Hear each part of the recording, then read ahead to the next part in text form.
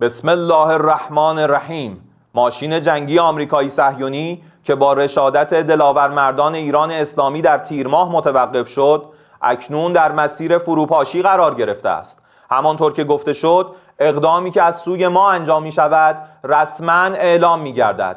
این هشدار قاطع و خط و نشان برای جنایتکارانی است که تعرض به بخشی از زیرساخت‌های سوخت و انرژی ایران در جنوب کشور داشتند.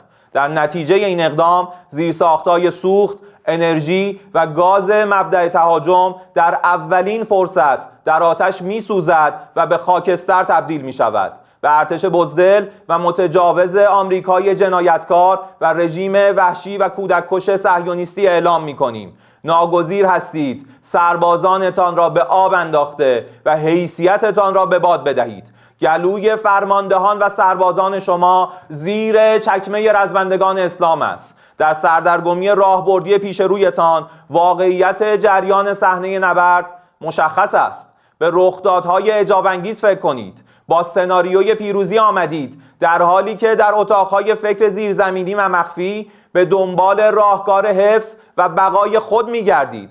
دوران قلدری شما تمام شده است. تنها پناه شما برای گریختن از ضربات عملیات کوبنده ایران مقتدر خروج از منطقه یا انتخاب مرگ است و من نصر الا من عند الله العزیز الحکیم.